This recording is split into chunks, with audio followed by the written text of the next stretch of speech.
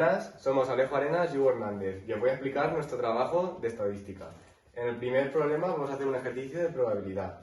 En el segundo vamos a hacer un ejercicio sobre una variable aleatoria normal y en el tercero vamos a mezclar varias. El enunciado del primero es el siguiente. Dentro del departamento de marketing de la empresa Honda queremos saber los hábitos que tienen los españoles en cuanto a si tienen un coche o una moto. Según los datos que se han recogido, sabemos que un 40% tiene moto, un 80% tiene coche o moto y que teniendo una motocicleta la probabilidad de que esa persona también tenga coche es del 50%. En el primer enunciado, en el primer apartado nos pregunta la probabilidad de que tenga coche. Para eso lo primero que hemos hecho es representar los datos que nos daba el enunciado pero con números. P de M04, P de C unión M 0,8 y P de C sabiendo M 0,5. Baja un poco, por favor. Ahora, con esta fórmula podemos calcular la intersección, que con el desarrollo nos da 0,2. Teniendo la intersección, usando la fórmula de que la unión de M y C, M unión C, es igual a MC más PC menos la intersección, podemos calcular la probabilidad de que tenga coche, que nos da un 60%. Para el segundo apartado nos piden la probabilidad de que tenga moto y que no tenga coche. Entonces, para explicar cómo lo hemos hecho, voy a hacer un dibujo.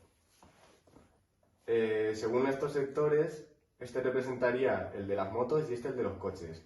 Entonces, lo que nos pide en concreto es esta parte de aquí, la que hemos coloreado. Por lo tanto, para calcular esto, podríamos hacer la probabilidad de que tenga moto menos la probabilidad de la intersección, y dando el resultado un 20%. En el siguiente apartado nos dice que teniendo un conductor que tiene coche, cuál es la probabilidad de que esa persona tenga moto. Y para hacer eso usamos la fórmula general en la que dividimos la intersección entre la probabilidad de que tenga coche, que nos daría un 33% de probabilidad. En el último apartado nos dice que tenemos un conductor que no tiene coche y queremos ver la probabilidad de que tenga moto. Para calcular esto usamos la misma fórmula de antes, pero tenemos que calcular la intersección, que la tenemos del apartado 2, sería un 20%, y la probabilidad de que no tenga coche, que la calculamos con 1 menos la probabilidad de que tenga coche. Usando estos dos datos, 0,2 entre 0,4 nos da un 50% de probabilidad. En este apartado hemos hecho un ejercicio sobre variable aleatoria normal, donde se hace un estudio de los árboles del Parque Abelardo Sánchez de Albacete, en concreto de los pinos. La altura media ha resultado que son 20 metros, con una desviación típica de 2 metros. En el primer apartado nos pide la probabilidad de que un pino mida menos de 18 metros y medio, que sería esto, y lo calculamos con este comando en R. Nos daría un 22% de probabilidad.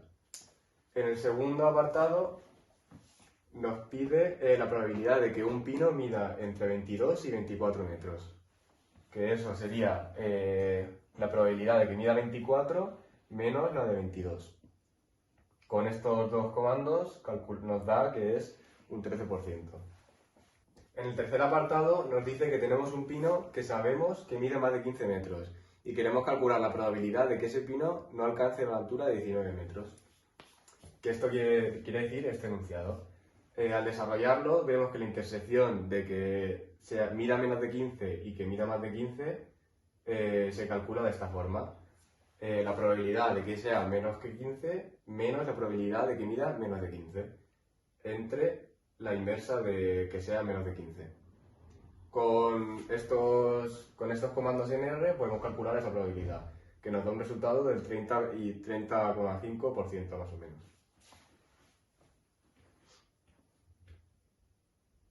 En el último enunciado nos dicen que calculemos el intervalo de alturas de los pinos que englobe al 60% del total.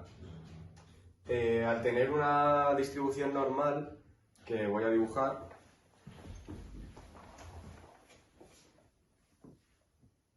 tenemos que la mayoría de los pinos están centrados en la media. Entonces, si nos pide que sea un 60%, tenemos un intervalo centrado en la media así. En la parte de la izquierda esto englobaría al 30% de los pinos. Y a partir de aquí hacia allí tendríamos un 20%. Por lo tanto, para averiguar este valor, que lo hemos llamado A, tendríamos que hacer el cuantil del 20%.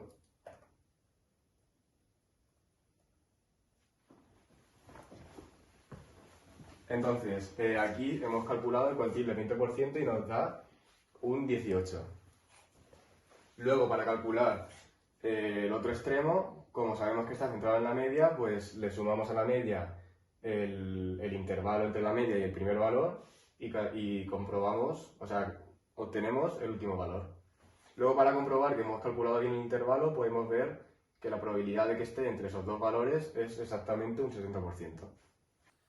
Bueno, como tercer y último ejercicio, hemos puesto un ejercicio de variables aleatorias mixtas. Esto quiere decir que durante los 4 apartados vamos a intentar ir implementando un poquito ejemplos para usar varias distribuciones, ¿vale? Como primer apartado tenemos, he salido a pasear mientras juego a Pokémon. Supongamos que mi paseo ha durado T horas y pongamos que capturo 0,5 T Pokémon durante el paseo. Probabilidad de que capture 3 Pokémon en un paseo de 2 horas y media. Esto sigue la distribución de Poisson, que quiere decir que tenemos solo dos opciones, o capturar al Pokémon o no capturarlo, que es una de las características de este tipo de variables. Como lambda tenemos 0,5t, que lo hemos visto arriba en el enunciado, y hay que calcular la probabilidad de que x sea igual a 3, o de que los Pokémon capturados sean 3. Para ello usaremos este comando en R, sustituyendo los siguientes parámetros. Y nos da un resultado de 0,09 o, lo que es lo mismo, un 9%. Como segundo apartado tenemos, un Pokémon tiene de media 150 puntos de vida, con 50 puntos de desviación. Dibuja la gráfica que representa esta distribución y además calcula la vida mínima que tiene que tener el Pokémon para estar en el 25% de los Pokémon con más vida. ¿Esto qué quiere decir? Que para que esté en el 25% de los Pokémon con más vida, significa que va a ser superior al 75% de la vida de los otros Pokémon. Por lo que simplemente lo calcularemos con este comando. Usaremos QNOR, ya que la distribución que sigue este enunciado, que sigue este ejercicio, es de tipo normal. Sigue un ejemplo de distribución normal. Por lo que habrá que usar QNOR con los siguientes apartados.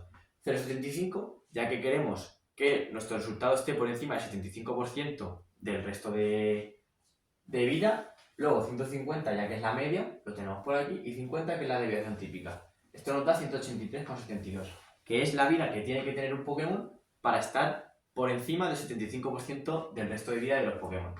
Y para dibujar la gráfica, pues simplemente haremos una secuencia, la almacenaremos en X, que vaya de 0 a 350 con paso 0,1. Y mediante plot, la variable X pondremos X y luego en la variable Y pondremos el denor, para que dibuje la distribución normal.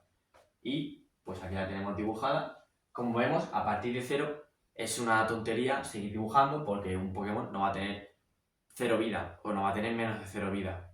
Y luego, a partir de aproximadamente 325 o así, vemos que la distribución se iguala a 0. Como siguiente apartado tenemos, teniendo en cuenta los datos del apartado anterior, cuál será la mediana. Este apartado es un poco tontería, ya que no tenemos que hacer muchos cálculos, pero sí que hay que tener un concepto teórico muy claro. Y es que las distribuciones normales, la media y la mediana, siempre es la misma. Siempre es la misma. Como lo tenemos puesto aquí. Pero, para saber que siempre es la misma, vamos a tener que saber por qué. La mediana es el valor que queda en medio cuando todos los datos están ordenados. Esto quiere decir que las distribuciones normales, al ser simétricas, si ordenamos todos los datos, nos van a quedar el mismo número de elementos tanto por la izquierda como por la derecha. Por eso, la media y la mediana van a ser siempre equivalentes.